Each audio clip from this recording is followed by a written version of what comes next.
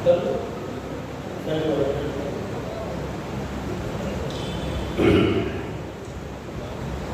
علیکم ورحمۃ اللہ وبرکاتہ.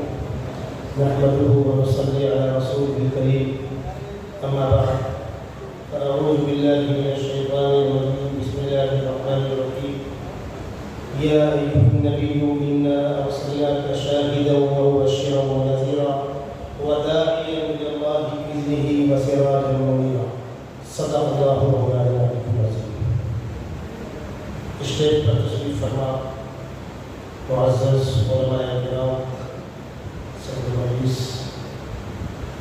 شہر ممبئی میں موسم ناسازگار ہونے کے باوجود دور دراز سے تشریف لائے ہوئے ہمارے سارے معزز مہمان، خواتین و حضرات، آج کی یہ عظیم الشان سیرت النبی صلی اللہ علیہ وسلم کا کانفرنس اگر ماحول خوشگوار نہ ہوتا تو شاید یہ حال تنگی دامہ کا شکوہ کر رہا ہوتا. ہمارے دوستوں نے بھرپور تیاری کی اور ہندوستان ہی نہیں بلکہ ہند اور بیرون ہند کے ممتاز مقررین کو، واعظین کو، مفکرین کو دعوت دی. ایک بہترین گلدستہ سجایا سرحدی گاندھی سیرا کے ہمارے دوستوں نے. آج دوپہر سے ہی اچانک موسم بدلا، جمعہ کی نماز میں بھی بہت دقت ہوئی، مسلسل تیز پانی برستا رہا اور ابھی شام سے لے کر اب تک مسلسل پانی برس رہا ہے. سینکڑوں لوگوں کے فون آئے، انہوں نے ایڈریس پوچھے، لیکن ساتھ ہی نے کہا موسم بہت ہی تکلیف دہ ہے، اگر موسم کھلتا ہے تو ہم آنے کی کوشش کرتے ہیں. اس وقت ہم اور آپ ہندوستانی مسلمان اور عالم اسلام کے سارے ہی مسلمان اس نازک دور سے گزر رہے ہیں. ایک اہم سوال ہے، مسلمانوں تم اتحاد کی بات کرتے ہو، تم مختلف مذاہب کے احترام کی بات کرتے ہو، پہلے تو بتلاؤ تم دیگر مذاہب والوں کو اپنے مذہب کے مقابلے میں مقام کیا دیتے ہو؟ تم دیگر انبیاء کرام کو اپنے پیغمبر صلی اللہ علیہ وسلم کے مقابلے میں مقام کیا دیتے ہو؟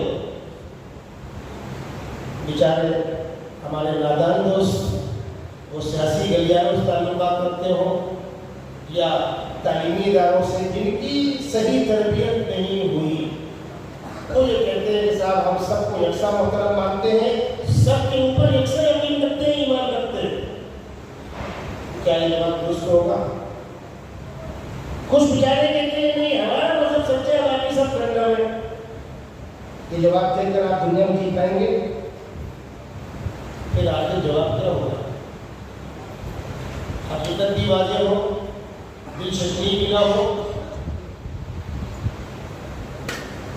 حقیقت کے خلاف کوئی بات کہی بھی نہ جائے.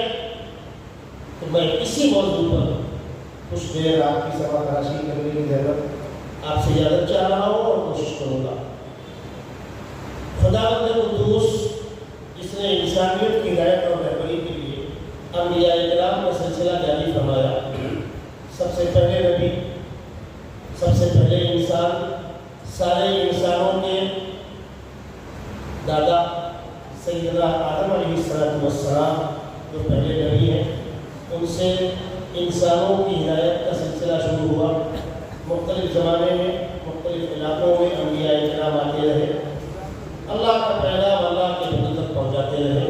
جیسے مجھ سے پیش رہا ہوں غریب صاحب نے بہت اچھی بات کہی کہ سیدنا محمد رسول اللہ صلی اللہ علیہ وسلم کی خوبیوں میں سے، کمالات میں سے اہم کمال یہ ہے کہ 23 سال کے مختصر سے عرصے میں وہ عظیم انقلاب برپا کیا، دنیا کی تاریخ اس کا مثال پیش کرنے سے قاصر.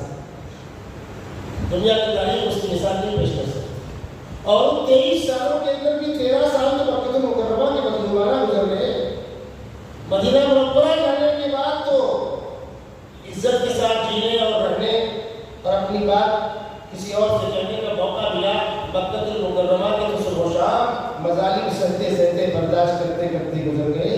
مکہ المکرمہ کی 13 سالہ زندگی میں جب مسلمان شکوہ کرتے آقا صلی اللہ علیہ وسلم سے تو خداوند قدوس تسلی کی کلمات نازل کرتے، فاعفو واصفحوا، نظر انداز کر. اللہ کے لیے چھوڑ وَلَقَدْ نَعْلَمُ أَنَّكَ يَضِيقُ صُدْرُكَ مَا يَقُولُونَ فَسَبِّحْ بِحَمْدِ رَبِّكَ وَكُن مِّنَ السَّاجِدِينَ وَاعْبُدْ رَبَّكَ حَتَّىٰ يَأْتِيَكَ الْيَقِينُ۔ سیدنا نوح علیہ السلام کی 950 سال کی دعوت، دیگر انبیاء کرام 500 سال 700 سال 800 سال لمبی لمبی عمریں تھی، لیکن وہ انقلاب برپا نہ ہو سکا۔ دیکھیے ہماری خوش قسمتی ہے کہ مولانا بدر الدین آسامی صاحب تشریف لا رہے ہیں، دوستوں سے کہوں گا لے کر ان کو اسٹیج پر آئیے۔ سیدنا آدم علیہ السلام سے لے کر سیدنا عیسیٰ علیہ السلام تک جتنے انبیاء کرام آئے وہ علاقائی تھے، وقتی تھے۔ کسی نبی نے اپنی کتاب، کسی نبی نے اپنی تعلیم میں یا اس نبی کی کتاب کے اندر یہ جملہ موجود نہیں ہے کہ میں پورے عالم کا نبی ہوں اور میں آخری نبی ہوں۔ یہ اعزاز اور یہ مقام صرف اور صرف سیدنا محمد رسول اللہ صلی اللہ علیہ وسلم کو حاصل ہے کہ آپ پورے عالم کے نبی ہیں اور آپ آخری نبی ہیں، خاتم النبیین ہیں۔ پچھلے انبیاء کرام اللہ کا پیغام لے کر آتے، کوئی مانتا کوئی نہ مانتا، وقت پورا ہوتا وہ چلے جاتے، تعلیمات مل جاتی، ایک کے بعد دوسرے آتے، دوسرے کے بعد تیسرے آتے، ایک کے بعد دوسری کتاب آتی، دوسرے کے بعد تیسری کتاب آتی۔ انبیاء کرام کا سلسلہ بھی جاری تھا اور کتابوں کے نازل کا سلسلہ بھی جاری تھا۔ سیدنا محمد رسول اللہ صلی اللہ علیہ وسلم آخری نبی ہے، قرآن آخری آسمانی کتاب ہے، اس کے بعد کوئی کتاب نہیں، اس کے بعد کوئی شریعت نہیں، اس کے بعد کوئی دین نہیں۔ پچھلے انبیاء کرام کی امتوں میں تشریف لائے ہیں۔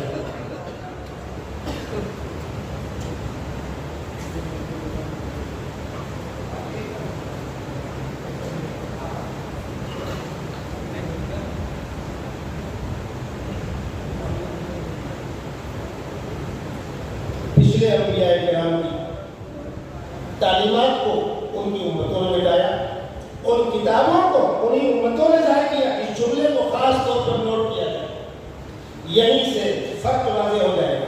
ان کتابوں کو مٹانے ہم نہیں آئے تھے، ان کی تعلیمات کو ظاہر کرنے ہم نہیں آئے تھے، ان کی امتوں نے کتابوں کو ظاہر کیا، انبیاء کرام کی زندگیوں کو ظاہر کیا، انبیاء کرام کی زندگیوں میں انبیاء کرام کے ساتھ کھلواڑ کرتے۔ سیدنا موسیٰ علیہ السلام کی امت نے ان کے ساتھ جو سلوک کیا ہے، قرآن نے امت محمدیہ سے کہا ہے یا ایھا الذین آمنوا لا تکونوا کالذین آذوا موسیٰ فبرأہ اللہ مما قالوا وکان عند اللہ وجیہا۔ خبردار تم لوگ اپنے پیغمبر سیدنا محمد صلی اللہ علیہ وسلم وہ سلوک مت کرنا جو بنی اسرائیل نے موسیٰ علیہ السلام کے ساتھ کیا۔ حتیٰ کہ یہاں تک کہا گیا اپنے پیغمبر کی آواز سے ان کی آواز اٹھا کر بات مت کرنا، لا ترفعوا اصواتکم فوق صوت النبی۔ ہمیں 1000 مرتبہ فخر ہے ہمارے پیغمبر سیدنا محمد صلی اللہ علیہ وسلم کے جانثار صحابہ نے، آپ کے شاگردوں نے آپ کی زندگی کو اس طرح محفوظ کیا، اس طرح محفوظ کیا کہ دنیا میں اس کی کوئی مثال موجود ہے۔ حتیٰ کہ آقا صلی اللہ علیہ وسلم نے کوئی جملہ ارشاد فرمایا ہے، کوئی حدیث زبان سے نکلی ہے، اس وقت آپ کیا کر رہے تھے؟ اپنے شاگرد کو آپ نے کھجور کھلائی ہے اور کوئی ارشاد فرمایا ہے تو وہ صحابی اپنے شاگرد کو کھجور کھلا کر اسی اسٹائل میں، اسی لہجے لہجے میں، اسی طریقے میں بیٹھ کر بتلاتے ہیں کہ میرے آقا نے مجھ کو یہ حدیث اس حال میں سنائی تھی، ان کے شاگرد کو استاد نے اسی حال میں سنائی ہے۔ ہمارے مدارس کے اندر ان احادیث کو باقاعدہ اسی طرز پر پڑھایا جاتا ہے اور اسی تعلیم کے بعد ان کو سند دی جاتی ہے۔ دنیا کے دیگر مذاہب مٹے، ہم مٹانے نہیں آئے تھے، کتابیں مٹی، ہم مٹانے نہیں آئے تھے۔ آسمانی مذاہب میں اس وقت دنیا کے اندر دینی مذاہب تو ہیں، یہودیت، عیسائیت اور اسلام، باقی وہ مرضیاں ہوں گی، ہم اس پر کمنٹ نہیں کرنا چاہتے۔ کسی مذہب والے کو دعویٰ کوئی نہ کرتے ہوئے نہ کتاب کا پتہ ہے، نہ اپنے نبی کے زمانے کا پتہ ہے، نہ تعلیمات کا پتہ ہے۔ نو، دنیا بہت بڑی ہے، آپ پھرتے رہیے، کہتے رہیے، ہم کو کوئی انٹرسٹ نہیں ہے، لیکن جن کی کتاب متعین ہے، یہودیوں کی کتاب متعین ہے، عیسائیوں کی کتاب متعین ہے، پیغمبر متعین ہے، جن کے پیغمبر متعین ہے، جن کی کتاب متعین ہے، ہم پلٹ کر ان سے پوچھتے ہیں تمہارے پاس توریت محفوظ ہے؟ نہیں۔ کس نے مٹایا؟ ہم مٹانے آئے تھے۔ انجیل محفوظ ہے؟ نہیں۔ ہم مٹانے آئے تھے؟ نہیں۔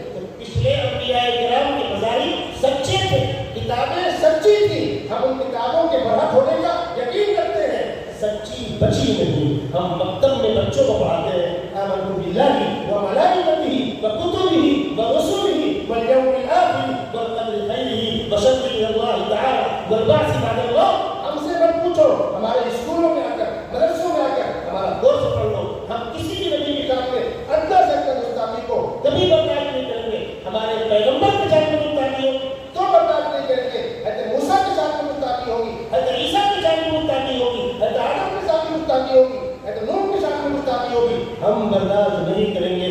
لا نفرق بین احد من رسلہ. انبیاء سچے تھے، کتابیں سچی تھی، امتوں نے ان کتابوں کا جائزہ نکالا ہے. یہ ہے اس سوال کا صحیح جواب. اور چونکہ بات لمبی ہو رہی ہے اور لوگوں کو بول رہا ہے، چند باتیں اور آ ہیں. سیدنا موسیٰ علیہ السلام کا اتنا پاکیزہ تذکرہ قرآن میں ہے، اتنا پاک تذکرہ اس محرف توریت میں ہے. سیدنا عیسیٰ علیہ السلام کا، ان کی والدہ کا جتنا پاکیزہ، اتنا عمدہ تذکرہ اور تعارف قرآن میں ہے، بائبل کے اندر نہیں ہے. حتیٰ کہ گستاخ یہودیوں نے عیسیٰ علیہ السلام کو ناجائز کی اولاد کہنے پر اصرار کیا. ان کو جواب دیا گیا، بھائی بغیر باپ کے بیٹا ہوگا، اللہ کی مدد سے بھائی تو نہیں. انسانوں کے دنیا میں وجود میں آنے کے 4 ذرائع ہوتے ہیں. بغیر باپ کے عیسیٰ علیہ السلام، بغیر ماں کے دادی ہوا آدم علیہ السلام کی بائی بچی صحیح ہو، بغیر باپ کے عیسیٰ علیہ السلام، اور بغیر ماں کے دادی ہوا، اور بغیر ماں باپ کے آدم علیہ السلام. اور ماں باپ کے واسطے سے ہم اور آپ 4 ذرائع ہوتے ہیں. ہم اور آپ ماں باپ کے اختلاف سے اِنَّا خَلَقْنَا الْإِنسَانَ مِن نُطْفَةٍ أَمْشَاجٍ نَبْتَلِيهِ فَجَعَلْنَاهُ سَمِيعًا بَصِيرًا. انسان کے مخلوق نطفے سے، مرد اور عورت کی ملاپ سے انسان وجود میں آتا ہے. ہم اور آپ بغیر باپ کے عیسیٰ علیہ السلام، بغیر ماں کے دادی ہوا، اور ماں باپ دونوں نہ ہو آدم علیہ السلام. جب گستاخ یہودیوں نے عیسیٰ علیہ السلام کو زنا کی اولاد کہنے پر اصرار کیا، ان کو لاکھ سمجھایا گیا. عیسیٰ علیہ السلام کی پیدائش خداوند قدوس کی قدرت کا مظہر ہے، اور خدا کی قدرت سے کچھ بڑی نہیں ہے. لیکن مرغے کی ایک ٹانگ بغیر باپ کے بچہ ہوگا، وہ حرام نہیں ہوگا. تو قرآن نے کہا جگر تھام کر بیٹھو، جواب سنو. ان مثل عیسیٰ عند اللہ کمثل آدم خلقہ من تراب. اگر عیسیٰ کی اس بنیاد پر زنا کی اولاد کہتے ہو کہ باپ نہیں ہے، تو آدم کیا ماں باپ دونوں نہیں ہے، وہ کیا ہوئے؟ اور تم سب انہی کی اولاد تو. میرے بزرگوں، معزز علماء کرام، فقیر ملت، میں آپ سے عمر بہت چھوٹا ہوں، چھوٹی ہوں، بڑی بات، لیکن اس وقت ہمارا ملک ہندوستان جس دور میں گزر رہا ہے، صبح و شام پیغمبر اسلام کی شان میں، ازواج مطہرات کی شان میں، اہل بیت کی شان میں، صحابہ کی شان میں، اولیاء اللہ کی شان میں گستاخیوں کا بازار گرم ہے. اگر ہم نے اپنی نصاب پر حقیقت کو واضح نہیں کیا، اطمینان بخش گفتگو نہیں کی، تو کیا وہ دکھائیں گے آقا صلی اللہ علیہ وسلم کو، اور کیا وہ دکھائیں گے خدا کو قدوس کو. اس وقت نپور شہر نے بدتمیزی کی، ہنگامہ کھڑا ہوا. میں نے اپنے بڑوں سے درخواست کی تھی اس مسئلے کو، جو لوگ بازار میں آ کر، روڈ پر آ کر شور شرابہ کر کے، وہ ایک الگ میٹر ہے، ہم ان کو اس سے منع نہیں کرتے، لیکن اپنے لوگوں کو مطمئن کرنے کا کام کر دیجیے. آقا صلی اللہ علیہ وسلم کی ذاتی زندگی، آپ نے ظاہر شادیاں کی تو کس عمر میں کی؟ ابھرتی کی جوانی کی 25 سال کی عمر میں. 40 سالہ بیوہ سے جو 2 مرتبہ بیوہ ہو چکی تھی، جو عمر میں آپ سے 15 سال بڑی ہے، ان سے پہلا نکاح کیا ہے، اور 50 سال کی عمر تک اسی ایک بیوہ کے ساتھ گزارا. جس نبی کی ساری دنیا ایک عائشہ کو چھوڑ کر، عائشہ صدیقہ رضی اللہ تعالیٰ عنہا کو چھوڑ کر باقی کوئی کنواری نہیں ہے، ساری مطلقہ ہے یا بیوہ ہے. جس کا دن امت کے غم میں، اور جس کی رات مسلح پر روتے ہوئے، جس کے انتقال کی وقت چراغ میں تیل لگا ہو، جس نے 2 وقت جو بھی روٹی پیٹ بھر کے لگائی ہو، اس کے اوپر عیش پرستی کا الزام. زمین پھٹ جائے، ہم ڈٹ جائیں، آسمان سے آگ برسے کہ کیا کہہ رہے ہو، کس کے بارے میں کہہ رہے ہو. میں نے اپنے بہت سے غیر مسلم دوستوں کے سامنے حقیقت واضح کی، ان کے آنکھوں سے آنسو جاری ہو گئے. کہنے لگے مولانا بدتمیزوں کو ان کے حال میں چھوڑو، ان پاگل کتوں کا شکوہ مت کرو. آپ کو کیا ہوا ہے؟ آپ تو حقیقت واضح کیجئے. اس قسم کی مقصد کانفرنسوں کا اصل پیغام یہ ہے کہ آقا صلی اللہ علیہ وسلم زندگی کا تفصیلی تعارف سامنے آ رہا ہے. ایک مجلس کے اندر ساری باتیں نہیں ہوتی ہیں، لیکن پیغام عام ہو سکتا ہے. اس موضوع پر پڑھا جائے، لکھا جائے، شان میں، آپ کی بیٹیوں کی شان میں، آپ کے صحابہ کی شان میں، ہمارے دین کے ذمہ داروں کی شان میں، اولیاء اللہ کی شان میں گستاخی کرنے والوں کو آگ میں آگ ڈال کر کے جواب دینا ہوگا۔ یہ ہماری اولین اخلاقی ذمہ داری ہے، اولین دینی ذمہ داری ہے۔ میں مبارکباد دوں گا سرحدی سینا کے سرحدی گاندھی سینا کے ذمہ داران کو۔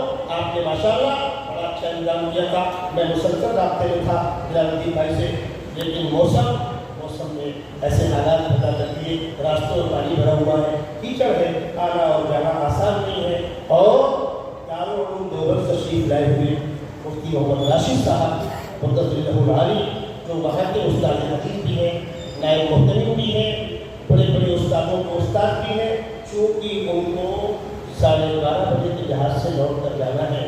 میں نے خود درخواست کی ذمہ داروں سے کہ مفتی صاحب کو 10 بجے تک فارغ کر کے روانہ کر دیا جائے، تاکہ ان کے سفر میں کسی قسم کی رکاوٹ نہ ہو، کسی کو یہ غلط فہمی نہ ہو کہ مفتی صاحب اتنا بڑا چہرہ، ان کی کوئی شخصیت، ان کو پہلے کیوں بلایا جا رہا ہے۔ مجھے امید ہے کہ میرے بعد مفتی صاحب کو ہی بلایا جائے گا، اور انشاءاللہ آپ ہمارے بڑے ہیں، دارالعلوم دیوبند کے نائب محترم ہیں، استاد حدیث ہے، اور ملک کی ایک عظیم علمی شخصیت ہے۔ انشاءاللہ آپ کو سنیں گے جو نظام ہے، ناظم صاحب تشریف لائیں اور پروگرام کو آگے بڑھائیں۔ السلام علیکم ورحمۃ اللہ۔